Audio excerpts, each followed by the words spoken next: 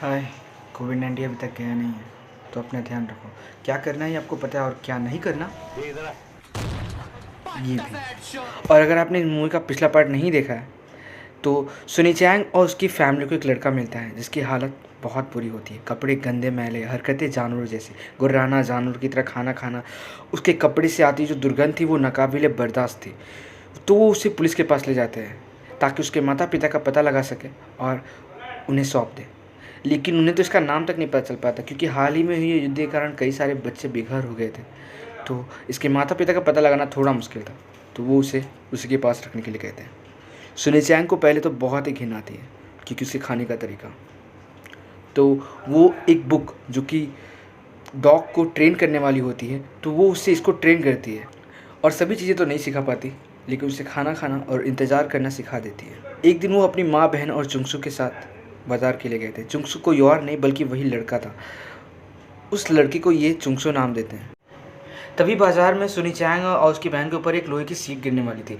चुंगसू उन्हें बचा लेता है, लेकिन जब उसके कंधे पर वो गिरता है तब सब देख के चौंक जाते हैं और डर जाते हैं क्योंकि वो इतना कुछ होने के बाद भी वो खड़ा था सीधे। और उसे डॉक्टर के पास ले जाते हैं। डॉक्टर को सब बताते हैं, लेकिन डॉक्टर उसे विश्वास नहीं करते। उसे लगता है कि ये सब मजाक है और उसे नॉर्मल दवा ही देता है क्योंकि उसे उतनी चोट नहीं आई थी। अगर ये सारी चीज़ें आपने पार्ट 1 में देखी है तो अच्छी बात है। अगर नहीं देखी है तो मैं बता दूँ कि कई सारी चीज़ें मैंने स्किप कर दी है, तो जाके देख लो वहाँ पर। चूसू को एक पड़ोस की बच्ची पौधा देती है और कहती है कि तुम जैसे जैसे इसमें पानी डालोगे ये बड़ा होते जाएगा। और वो उनके साथ खेलने जाने ही वाला होता है, लेकिन वो सुनी चैंग के बिना नहीं जाता। वो बकरियों को पेपर खिलाते हैं और उनकी ऐसी आवाज़ निकालते हैं। सुनी चैंग अपनी बहन के कहने पर बकरियों ऐसी आवाज़ निकालती है, लेकिन उसकी आवाज़ सुनकर सभी हंस पड़ते हैं। फिर वो भेड़ के मालिक को आते हैं, देख सब छुप जाते हैं। तभी सुनी चैंग चुंगसू से कहती है कि ज़रा तुम आवाज़ निकाल के कर दिखाओ। तो वो निकालता है। तभी वहाँ पर अंकल आ जाते हैं और अंकल को देख सब भागने लगते हैं और अंकल चिल्लाए कहते हैं कि अगर तुम इनका इस्तेमाल अपने पढ़ाई में करते तो अच्छा होता। फिर उसके बाद वो खेलने के लिए चले जाते हैं। खेलने के बाद जब शाम हो जाती है तब उनकी मॉम ने आवाज़ देती है तो वो चले जाते हैं। और खाना खाते समय सुनी चैंग की छोटी बहन मॉम से पूछती है कि क्या चुंगसू चला जाएगा। तो बोलती कि हाँ, पुलिस इसके रहने के लिए जगह ढूंढ रही है और जब वो ढूंढ लेंगी तब चुंगसू चला जाएगा यहाँ से। उसके बाद वो कहती है कि मेरे क्लास में एक लड़का रहता है जो कि ऑर्फेड होम में रहता है, लेकिन वो रोज़ एक ही कपड़े पहनता है और लंच में भी कुछ नहीं लेके आता। मॉम, क्या वो जगह उसके लिए अच्छी रहेगी? देन उनकी मॉम कहती है नहीं बेटा, वो जगह चुंगसू के लिए बिल्कुल भी अच्छी नहीं रहेगी। और यहाँ जिंगटो अपनी कार से जाते हुए किसी के बारे में बड़बड़ा रहा है। मैं उन सबको खड़ी खड़ी खरीद सकता हूँ। बगल में जो लड़की बैठी हुई उसे भी बात का अंदाज़ा नहीं होता है किसके बारे में बात कर रहा है। तो वो पूछती है कि तुम किसके बारे में बात कर रहे हो। तो ये कहता है कि क्या तुम भी खुद को मुझसे ज़्यादा समझदार समझते। तभी कार ठुक जाती है और एक बकरी की मौत हो जाती है। वहाँ चुंगसू बॉल लेने के लिए आया होता है। वो उसे देखता है और जिंगटै भी उसे देखता है, लेकिन वो जानता है कि उसे बोलना नहीं आता है, इसलिए उसका फ़ायदा उठाता है और वहाँ से कल्टी कर लेता है। और ये मरी हुई बकरी को उसके ओनर के पास जाके रख देता है क्योंकि वो अभी अभी आए थे आवाज़ सुनकर ठुकने की। फिर सुबह होते ही चुंगसू अपने पौधे में पानी डालता है जिसे उस बच्ची ने दिया था। और तभी सुनी चैंग आती है और कहती है क्या तुम सूरज उठने के साथ ही उठ जाते हो? अच्छा इधर आओ। वो चुंगसू को कुछ स्पेल लिखने के लिए देती है और उससे बोलती है क्या तुम कभी बोलने की कोशिश नहीं करते? ध्यान से देखो और बोलने की कोशिश करो। वो कोशिश तो करता है लेकिन साफ साफ बोल नहीं पाता। तभी उसका ध्यान जो है वो सोफे के पास में रखे हुए गिटार पर जाता है। जिस तरह वो गिटार को देखता है सुनी चैंग को लगता है कि मुझे एक बार बजा के दिखाना चाहिए। उसे एक बार बजा के दिखाती है और चुंगसू को बहुत अच्छा लगता है। तो वो उसके सर पर वैसे ही हाथ फेरता है जैसे कि वो हाथ फेरती है इसके सर पर। फिर पुलिस वाले का फ़ोन आता है। वे कहते हैं कि हमने चुंगसू के लिए रहने की जगह ढूंढ ली है। वो औरों अनाथालय से थोड़ा अलग है, लेकिन वहाँ पर चुंगसू जैसे डिसेबल बच्चों के रहने की व्यवस्था की गई है। लेकिन सुनी चैंग कहती है यहाँ पर कोई मिसेस किम नहीं रहती और फ़ोन काट देती है क्योंकि सुनी चैंग को भी अच्छा नहीं लगेगा कि वो एक अनाथालय में जाके रहे। इससे अच्छा वो उन्हीं के साथ रहे।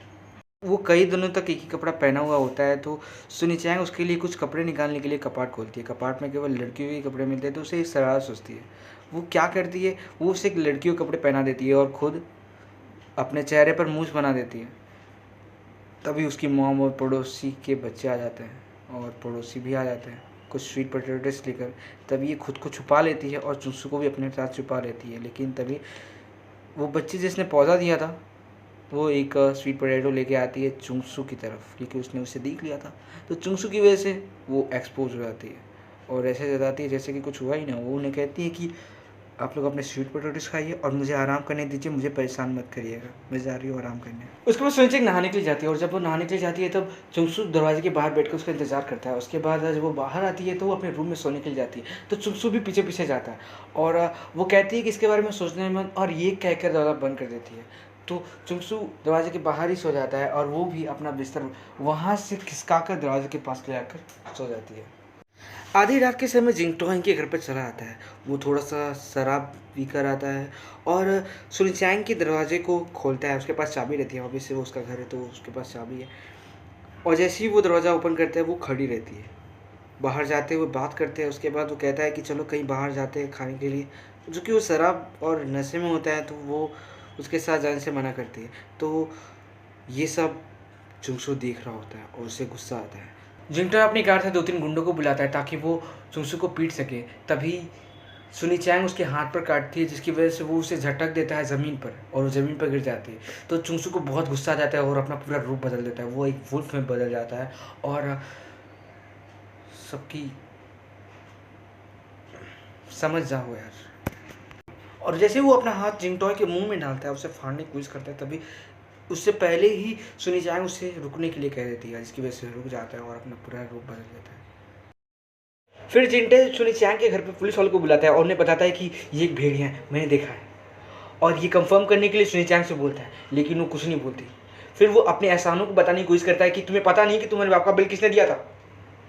लेकिन सुनिचैंग भी बहुत गुस्से में आ जाती है और उससे कहती है कि हाँ तुमने दिया था, मुझे पता है क्यों दिया था। वो बिजनेस मेरे फादर का था, तुमने बाद में ज्वाइन किया था, तुम्हारे बाप ने बाद में ज्वाइन किया था। उनके मरने के बाद तुमने उनकी पूरी कंपनी चुरा ली। मुझे पता है अच्छी तरह कि तुमने उनका बिल क्यों भरा था। ये अच्छा बनने का नाटक मेरे सामने मत करो। उसके बाद जिंटो और चुंगसू को पुलिस स्टेशन जाना पड़ता है। वहाँ पर पुलिस जिंटो से पूछती है कि वो तीनों वहाँ पर क्या कर रहे थे। वो तीनों गुंडे हैं। पुलिस स्टेशन में उनका आना जाना लगा रहता है। आपके साथ वहाँ पर क्या कर रहे थे, जिसकी वजह से जिंगटो को अपना केस वापस लेना पड़ता है। जिंगटो के कारण चुंगसू को वहाँ रहना पड़ता है जहाँ वो कई सालों से कैद था। सुनिचैंग की माँ उससे कहती है, बेटा तुम रात भर पढ़ाई कर रही थी, मुझे बहुत अच्छा लगा, लेकिन बेटा तुम चुंगसू से ज़्यादा अटैच मत होना।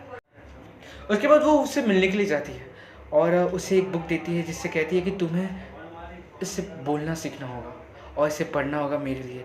ये मेरे पापा ने मुझे दी थी लेकिन मैंने कभी इसे पढ़ा नहीं। तुम्हें इसे पढ़ के सुनाना है मेरे लिए।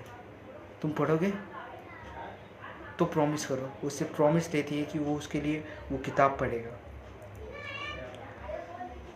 उसके बाद वो उससे साथ घूमने के लिए बाहर जाती है क्योंकि वो बहुत बोर हो रही थी और वहाँ वो उससे बोलती है कि तुम बहुत स्ट्रांग हो और तुमने उस दिन किसी को नुकसान नहीं पहुँचाया, तुम अच्छे इंसान हो, क्या तुम मेरे साथ हमेशा रहोगे। चुंगसू को कुछ समझ में आता तो है नहीं, तो सुनिचैंग कहती है कि बोलो, हाँ बोलो। और वो कहती है कि मैं 3 तक गिनूंगी फिर हम भागेंगे एक साथ। फिर सुनिचैंग भाग जाती है। उसके बाद चुंगसू भागता है और जब चुंगसू गिरता है तो सुनिचैंग नहीं आती है, लेकिन तभी जब सुनिचैंग गिर जाती है तो चुंगसू भी उठाने के लिए नहीं जाता, वो भागते रहता है। और पार्ट 3 आपको लिंक मिल जाएगी डिस्क्रिप्शन में, पहले ही अपलोडेड है, आप जाके देख सकते हो। और हाँ, मेरे को इस बार रिस्क लेने का ही नहीं है, बिल्कुल रिस्क नहीं लेने का। बाय।